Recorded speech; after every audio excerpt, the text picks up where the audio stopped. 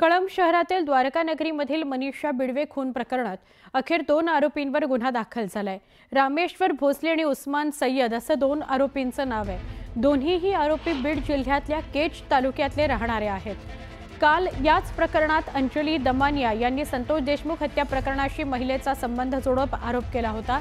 अनैतिक संबंधातून खून झाल्याची पोलिसांनी प्राथमिक माहिती दिली आहे।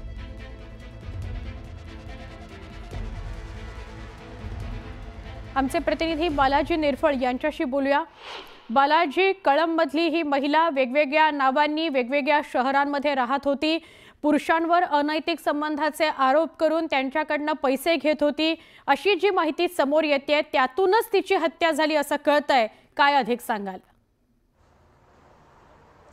सुवर्णा, ही जी माहिती होती की अनैतिक संबंधातून हत्या झाली त्याला कुठेतरी पुष्टी मिळते। ज्या पद्धतीने खरं तर बघितलं तर ही घटना होऊन आता 5 दिवसाचा कालावधी झालाय। घटना उघडकीस होऊन त्या अगोदरच या महिलेला मारलं होतं आणि ही महिला मारल्यानंतर 5 ते 6 दिवस तिचं प्रेत जे होतं ते घरात सडत होतं आणि जेव्हा कॉलनीत सगळा उग्र वास सुटल्यानंतर पोलिसांना खबर देण्यात आली। पोलिसांनी ती पाहणी केली असता तिचा खून झाल्याचं कळालं आणि यानंतर जे आहे ते संतोष देशमुख हत्या प्रकरणाशी या महिलेचं नाव जोडलं गेलं। या महिलेचा हत्येत वापर केला जाईल असं देखील पोलिसांना संशय होता। तिची चौकशी झाली अशा देखील बातम्या आल्या। याच्यात एक महत्त्वाचं म्हटलं की सुवर्णा, अंजली दमानिया यांनी जे आहे ते काल आरोप केले होते की या महिलेचं जे आहे ते हत्या झालेली आणि हिचं प्रकरण जे आहे ते संतोष देशमुखाची निगडीत आहे। मात्र तात्काळ पोलिसांनी जे आहे ते याच्यावरती भूमिका आपली जी आहे ती स्पष्ट केलेली आहे।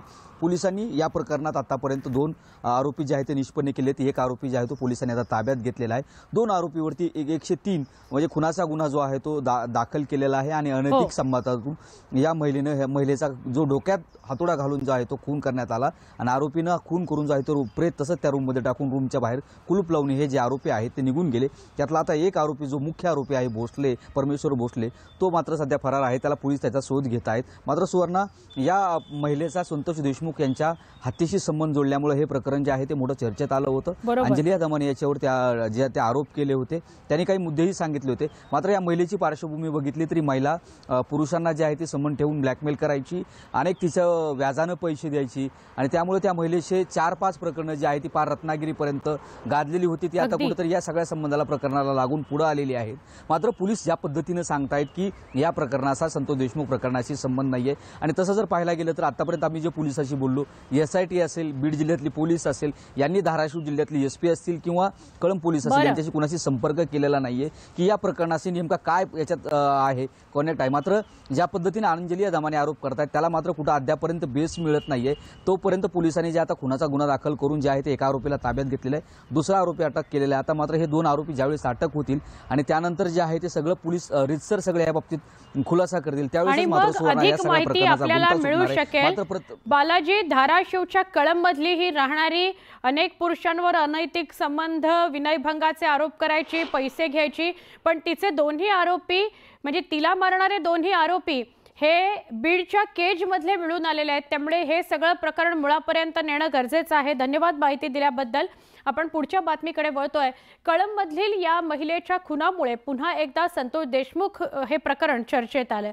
संतोष देशमुखांना बदनाम करण्याकरता कराड गँगकडून याच महिलेला पुढे केलं जाणार तर नव्हतं ना, अशी शंका सामाजिक कार्यकर्त्या अंजली दमानिया यांनी विचारली। त्यामुळे पुन्हा एकदा बीड जिल्हा चर्चेत आला।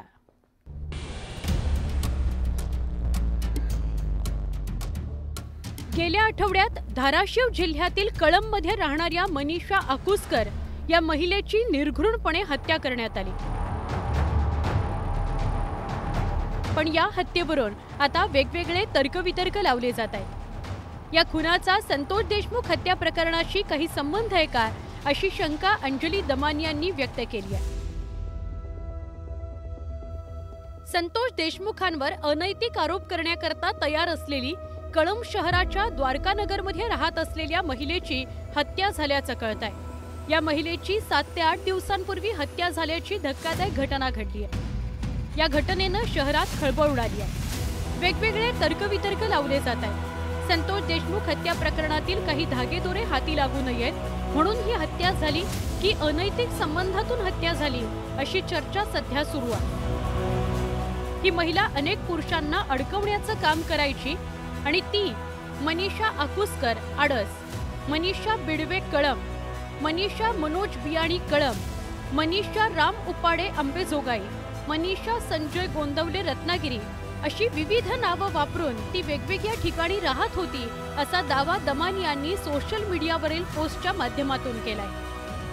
धनंजय देशमुखांनी सुद्धा हे कन्फर्म केलं मला की ती कळमला महिला तयार होती, यांची मारहाण करून त्यांना तिथे टाकण्यात येणार होतं, पण अनफॉर्च्युनेटली त्याच्यामध्येच त्यांचा मृत्यू झाला आणि त्यांना रस्त्यात फेकून हे लोक फरार झाले होते। तर ही जी महिला होती, आता हिची चौकशी झाली होती की नाही, कारण मला असं सांगण्यात आलं की तिची पोलिसांनी चौकशी देखील केली होती, पण ती झाली होती की नाही मला माहीत नाही। त्या महिलेचा जर खून झाला तर ती गंभीर बाब आहे। मग आता हे पुढचे पुरावे संपवायला सुरुवात झाली का? दरम्यान मनीषा अकुस्कर खून प्रकरणामध्ये कळंब पोलिसांनी हे स्पष्टीकरण दिलंय। सध्या तरी आपल्याकडे असे कोणतीही इन्फॉर्मेशन किंवा तपासामध्ये निष्पन्न झालेलं नाही की सदरच्या महिलेचं आणि संतोष देशमुख यांच्या हत्येचं काही कनेक्शन आहे, परंतु तपासांती जर तसं काही निष्पन्न झालं तर आम्ही नक्कीच त्या प्रमाणाचा तपास सुरू आहे। पण प्राथमिकदृष्ट्या सध्या असे कोणतेही आमच्याकडं इनपुट किंवा कुठला पुरावा मिळालेला नाही। संतोष देशमुखांची हत्या ही अनैतिक संबंधातून झाल्याचा बनाव रचण्याचा प्रयत्न पोलिसांकडून करण्यात आला होता असा आरोप देशमुख कुटुंबियांनी यापूर्वी केला होता। बदनामी करता आरोपींनी कळंबमध्ये एक महिला तयार ठेवली होती, तिच्यासोबत झटापट झाल्याचं भासवून संतोष देशमुखांचा खून पचवण्याचा आरोपींचा प्लॅन होता असा गंभीर आरोप आमदार सुरेश धस यांनीही केला होता। या पार्श्वभूमीवर कळंबमधील मनीषा अकुस्कर खुनाविषयी संशयाचं धुकं गडद झालंय। सुरेश जाधवसह bureau report, news 18 Lokmat, Beed. आर्थिक वर्ष संपताच राज्य सरकारनं रेडी रेकनर दरात मोठी वाढ केली आणि याचा फटका मालमत्ता जे खरेदी करणार आहेत त्यांना बसणार आहे। महापालिका क्षेत्रात 5.95% एवढी वाढ करण्यात आली आहे। ग्रामीण भागात 3.36% इतकी वाढ करण्यात आली आहे। राज्य सरकारने रेडी रेकनर दरात सरासरी 4% वाढ केली आहे। मुंबई वगळता अन्य महापालिका क्षेत्रांमध्ये सरासरी 6% वाढ करण्यात आली आहे। मुंबईत 3.39, पुण्यामध्ये 4.16 तर ठाण्यामध्ये 7.72% दरवाढ करण्यात आली आहे। मुंबई महापालिका वगळता महापालिका क्षेत्रात सरासरी 5.95% वाढ करण्यात आली आहे। रेडी रेकनरच्या दरात वाढ केल्यानं मालमत्तांचे दर वाढणार आहेत, मालमत्ता खरेदीदारांवर त्याचा अधिक बोजा पडणार आहे।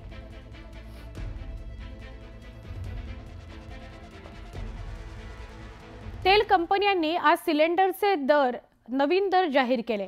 यामध्ये व्यावसायिक सिलेंडरच्या दरात जवळपास 45 रुपयांची कपात करण्यात आली आहे। आता मुंबईत व्यावसायिक सिलेंडरसाठी 1755 रुपये 50 पैसे मोजावे लागणार आहेत, तर दिल्लीत व्यावसायिक सिलेंडरचा दर हा 1762 रुपये असणार आहे।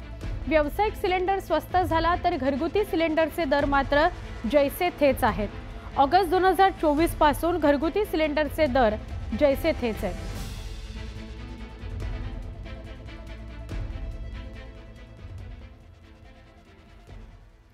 आजपासून नवीन आर्थिक वर्षात अनेक बदल होत आहेत। केंद्रीय अर्थसंकल्पामध्ये केलेल्या अनेक घोषणा आता आजपासून लागू होणार आहेत।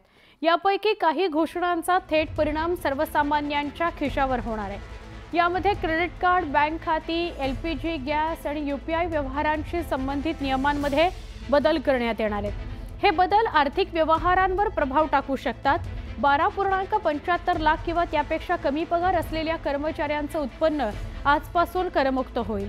ज्येष्ठ नागरिकांकरता व्याज उत्पन्नावरील TDS मर्यादा 1 लाख होईल, तर भाडं उत्पन्नावरील सूट मर्यादा वार्षिक 6 लाख रुपये होईल। ATM मधून मोफत पैसे काढण्याची मर्यादा कमी करणं, चेकबुक जारी करण्यावरील शुल्कात वाढ करणं, किमान शिल्लक न ठेवल्याबद्दल दंड आजपासून होऊ शकतो। तर स्टेट बँक ऑफ इंडिया आणि पंजाब नॅशनल बँकेसह अनेक बँका ग्राहकांच्या बचत खात्यांमध्ये किमान शिल्लक असलेल्या नियमांमध्ये सुधारणा करू शकतात। तसंच ज्या मोबाईल नंबरवर UPI खातं लिंक केलेलं आहे मात्र ते चालू नाही, ते बँक खातं रेकॉर्डवरून काढलं जाणार आहे।